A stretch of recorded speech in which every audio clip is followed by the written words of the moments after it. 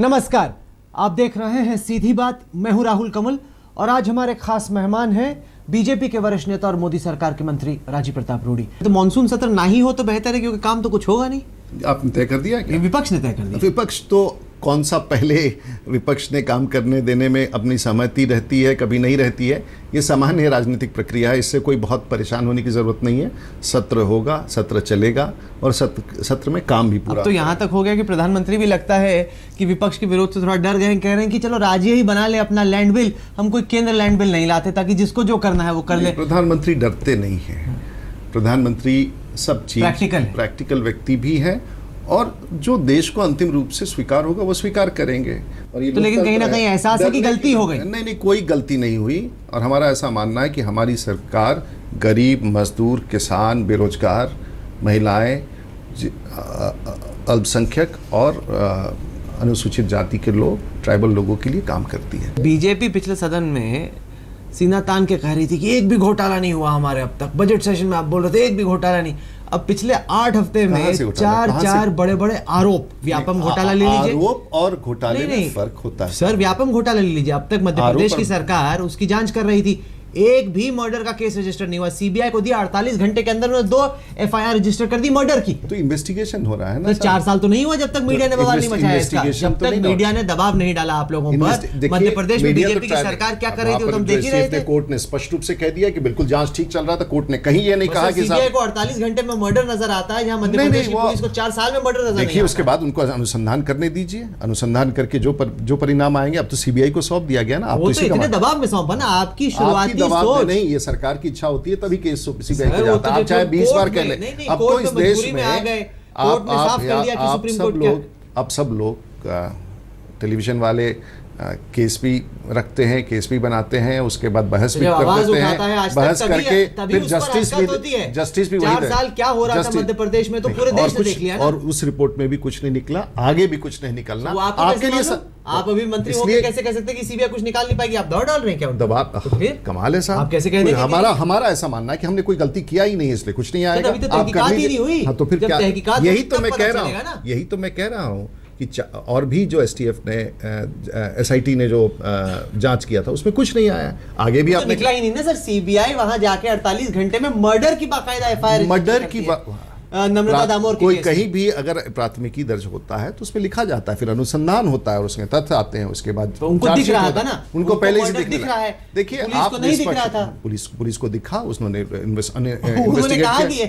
जब तक मध्य प्रदेश की पुलिस जांच कर रही थी सर, जब तक हम लोग सीबीआई भी तो आप बार-बार कहते, वो ये कह रहे थे कि एक भी संदिग्ध मौत नहीं है, ऐसा है, सारी की सारी सुसाइड है। आज तो आपने कहा कि राज्य सरकार निष्पक्ष नहीं कर रही है। अब तो बड़े आप तेवर के साथ कह रहे हैं कि सीबीआई कर रही है, जिसने कर दिया। कल सीबीआई भी कहती है कि ये बिल्कुल दोष मुक्त है, फिर आप कहिएगा कि देखो दबाव डाल दिया केंद्र की सरकार ने। यही आपका अगला चैनल पर को काम करने दीजिए, उनको कहना ही नहीं पड़ेगा। नहीं, कौन अगर मैं आपको कह रहा हूँ, यदि अगर नहीं देता है सीबीआई तो फिर आप यही कहेंगे। आप कुछ बता रहे हैं, आपको लग रहा है कि ऐसा ही होगा, इसलिए आप अभी से तैयारी कर रहे हैं। मैं आपको लग रहा है ऐसा होगा इसलिए अभी से आप तैयारी कर रहे हैं। आज से 6 महीने के बाद आपका चैनल पर क्या चर्चा होगा? आपको मालूम है 6 महीने बाद होगा क्या? आप ये कह रहे हैं कि 6 महीने बाद सीबीआई सबको क्लीन चिट देगी और फिर आप सोच रहे हैं कि हमारी हेडलाइन क्या होगी? आपको कैसे मालूम क्लीन चिट मिलेगी? आपको कैसे मालूम है कि मंत्रियों को जेल जाना पड़े?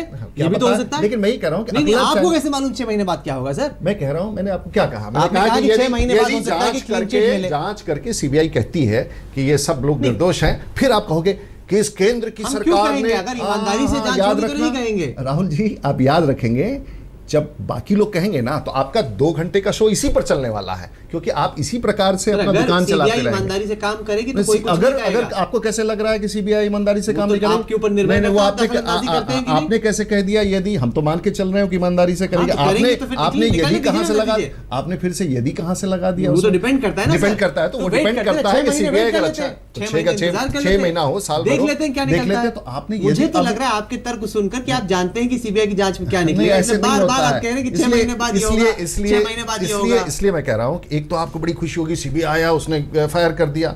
फिर जब मैंने कहा कि 6 महीने के बाद अगर परिणाम उस पक्ष में नहीं आते हैं जो आप चाहते हैं, तो फिर आप चलाएंगे कि साहब नहीं, ऐसा नहीं हम लोग करते हैं, बेवजह नहीं करते। आपका नहीं, बेवजह नहीं, आपका दुकान ही इस विषयों पर चलता है। सर ऐसा है ना कि 4 साल आपकी सरकार, आपको एक तो आपको देश की जनता से माफी मांगनी चाहिए। आज तो आप लोग केस भी यहीं दर्ज करते हैं टीवी चैनल पर, इन्वेस्टिगेशन भी यहीं करते हैं, जस्टिस भी यहीं पर देते हैं और फांसी भी यहीं से सुना देते मीडिया हैं। आवाज उठाती है उसी के बाद मीडिया- अमीर लोगों के खिलाफ मीडिया जो और भी VIPs आवाज हैं, उठा- उनके खिलाफ कानून की कड़ियां आपका- बढ़ती है वरना नहीं बढ़ती। अच्छा, ये मैंने इस हकीकत देश है। में जो कुछ भी हो रहा है ये हकीकत है आज की देश नहीं, की। जो कुछ भी इस देश में हो रहा अब है, तक तो शिवराज सिंह चौहान को एक भी मर्डर नजर नहीं आ रहा था वहाँ पे मध्य श्रीमान, प्रदेश में। और उसके बाद अगर CBI को नजर आने लग सीबीआई गया, को नजर आने मीडिया ने लगा, पड़ताल खोली वहाँ पे जाके। वही मैं कह रहा हूँ। और इसके बाद अगर श्रीमान इसके परिणाम अगर कुछ और आते निकले हैं तो तो निकले। फिर आप लिखेंगे कि साहब ये हम क्यों लिखेंगे? अगर सच निकलेगा तो हम क्यों निकलेंगे? तो इस देश में जितना भी जस्टिस हो रहा है, जो कुछ भी हो रहा है वो मीडिया ही नहीं कर कह रहे हैं सर। हाँ, आप यही कह रहे हम हैं। ये कह रहे हैं आप कि यही कह रहे हैं। हम ये नहीं कह रहे हैं, हम कह आप रहे हैं यही कि कह- अमीर लोगों नहीं, आप को, चलाते रहिए, लेकिन- VIPs को, नेताओं को बचाने की कोशिश की जाती है। उसके खिलाफ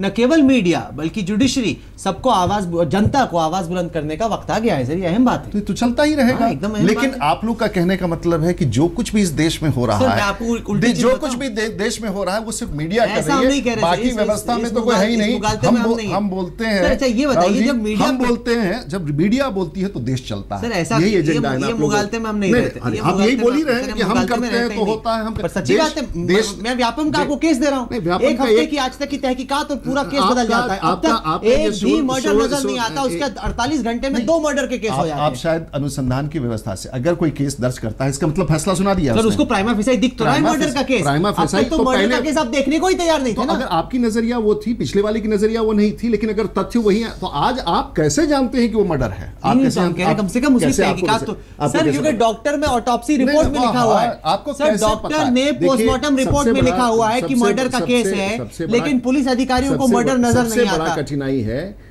कि आप सब कुछ करना, आज अफसर की भूमिका निभाना चाहते हैं, आप जस्टिस की भूमिका निभाना चाहते हैं, आप इन्वेस्टिगेटर पुलिस की भूमिका निभाना चाहते हैं, आप और आपस में अपना एक दूसरे चैनल को भी बचा चलाना- लीजिए। और आप अपना चैनल भी चलाना आप चाहते हैं। आपस में एक दूसरे को बचा नहीं, लीजिए। कभी नहीं होता है, कोई नहीं डॉक्टर बचाता है। पोस्टमार्टम बड़े-बड़े लोग रिपोर्ट- जेल जाते सर, हैं। डॉक्टर बड़े-बड़े- पोस्टमार्टम रिपोर्ट ये में सब कहता है आज- कि मर्डर का ये- केस है, लेकिन पुलिस कहती है कि नहीं मर्डर उसके नहीं है, बाद तो भी सुसाइड है। यहीं पर तो आप तय करना चाहते हैं ना सब चीज। आप लोग आज कल सबसे पावरफुल कौन है? आपके यहाँ कोई भी समाचार है चला दिया, अगले को सर, मैं आपको एक चीज बताऊं? मौका भी नहीं मिलता सर, है मैं आपको बताने एक चीज का। बताऊं? आज जब एक साल पहले, एक सेकंड सर, जब एक साल पहले कांग्रेस पर मीडिया आरोप मढ़ हम रही ये थी, कहाँ कह रहे थे? तो हर दफा हर आरोप पे आप कहते थे अश्विनी कुमार का इस्तीफा हो, अशोक चौहान का इस्तीफा हो, पृथ्वीराज चौहान का इस्तीफा हो। और अब सच जब निकला आप तो पे इस्तीफा- आरोप लग भाई साहब, सच भाई साहब, निकलने से देखिए, बहुत पहले, तहकीकात से बहुत और पहले, तहकीकात के महज बाद आरोप लगने पर ही आरोप- आपने इस्तीफा मांगा है। ये हकीकत इस्तीफा है। तो अभी भी विपक्ष मांगता है। अब तो आप नहीं मांग, अब आपको लग रहा है कि मीडिया बड़ा गलत कर रहा है। नहीं, तब फिर तो आप इसी कंफ्यूज, मीडिया आप पर बिल्कुल लगते रहे। आप राहुल लगातार जी बहुत कहते थे, कंफ्यूज। इस्तीफा दो, इस्तीफा दो, इस्तीफा आज दो। हम लोग कहेंगे, विपक्ष भी हमारे पास कह रही है, लेकिन जब तथ्य आ जाएंगे तो ही इस्तीफा होता है ना। तथ्य के यही पहले विपक्ष में बैठने में और सरकार में नहीं, बैठने में ये फर्क है। जो मीडिया विपक्ष में अच्छा लगता है, वो नहीं, वही आप मीडिया अपना- चुभने लगता है आप- सरकार आप में नहीं, आके। हमने हमें कोई कठिनाई कष्ट नहीं तो है, नहीं, नजदीक कोई ही रहा है कष्ट वो तो। नहीं, बिल्कुल नहीं। आप अपनी बात, क्योंकि आपको अपना चैनल चलाना है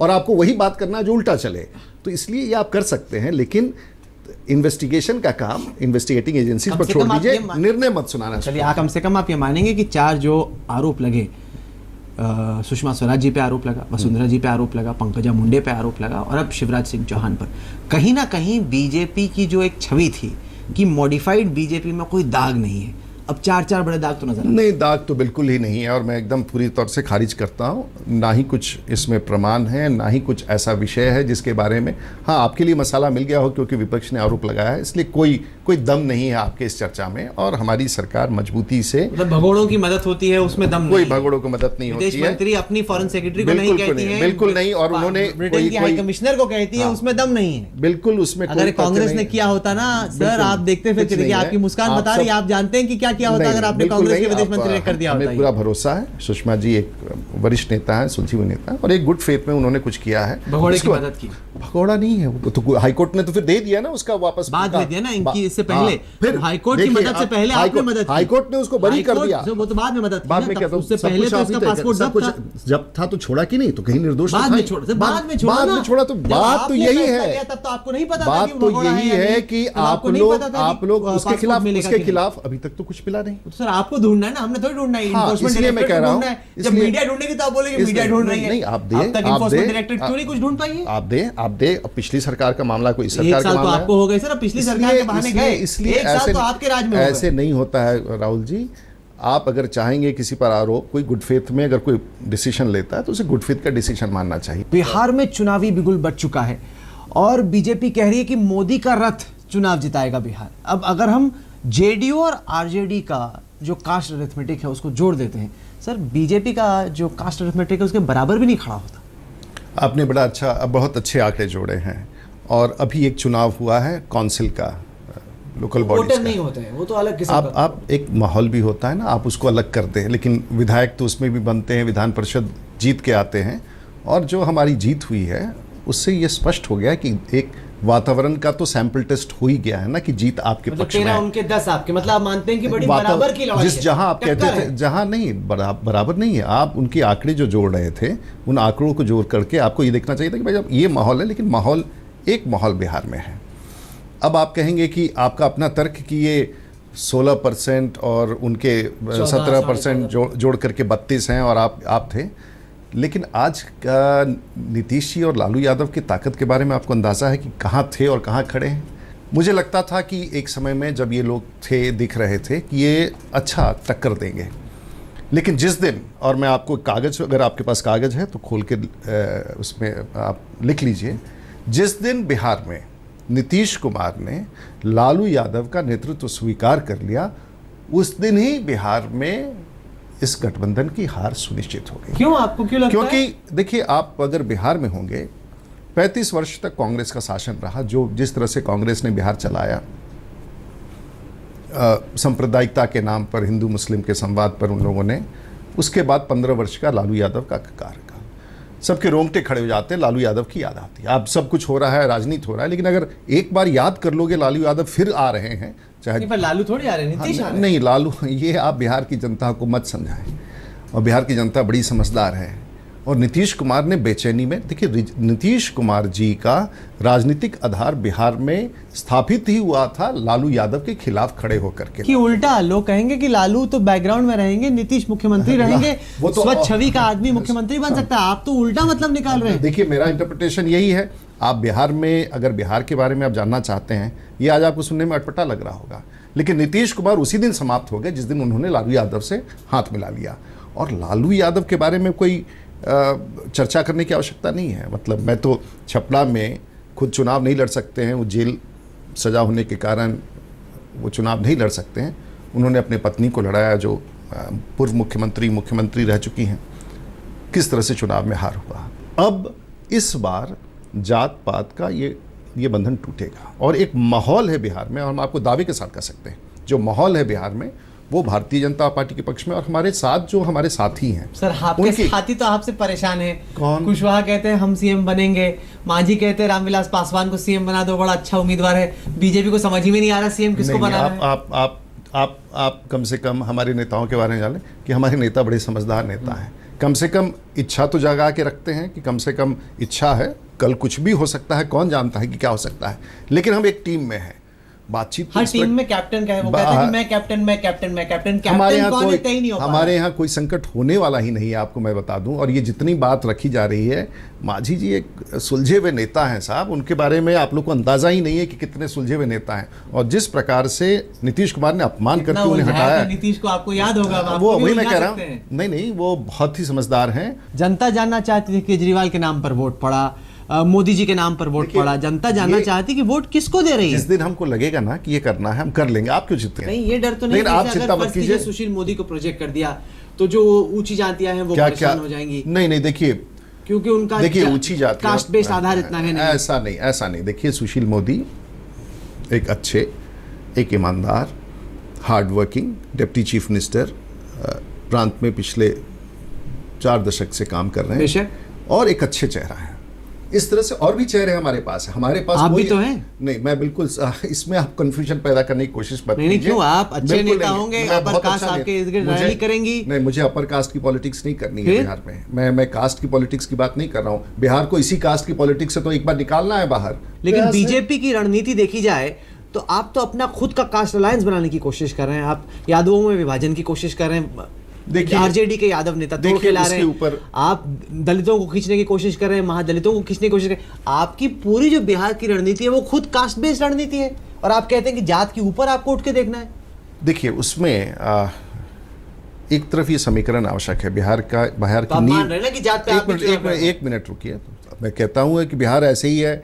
मैं अगर जिस समाज से अगर मैं नहीं आता हूँ अगर तुम मुझे छपरा से टिकट पार्टी नहीं देगी, मैं जानता हूँ ये बेसिक्स मिनिमम रिक्वायर, लेकिन सोच इससे आगे होना चाहिए कि एक बार इस समीकरण, इसके कॉम्बिनेशन से हम रास्ता कुछ नया भी तय करते हैं। मतलब क्योंकि नीतीश कुमार ये आरोप लगा रहे हैं कि बीजेपी बेइंतहा पैसा लुटा रही है, कि किसी भी कीमत पर बड़े बड़े एसी वाले रथ निकल रहे हैं, बड़ी बड़ी पटना में सबसे ज्यादा होर्डिंग किसका लगा हुआ है? नीतीश कुमार का लगा हुआ है। महंगे महंगे रथ किसके निकल रहे हैं? रथ बोलेरो गाड़ी में अगर हम रथ निकाल दे तो पैसा खर्च होता है। चुनाव लोगों ने पैसे दिए हैं, मेंबरशिप में पैसे आते हैं, हमारे पास पैसे हैं और हम लोगों ने उसको अपने खाते से निकाल करके बीजेपी के खाते से उसमें लगाया है। केजरीवाल उनकी मदद के लिए बिहार में चुनाव प्रचार करें। केजरीवाल दिल्ली तो उनसे चल ही नहीं रहा है, वहां बिहार जाएंगे प्रचार करने के लिए। पहले दिल्ली की जनता ने वोट दिया, पहले काम तो करना शुरू कर दे। रूडी जी, आपने हमें वक्त दिया, इसके लिए आपका धन्यवाद।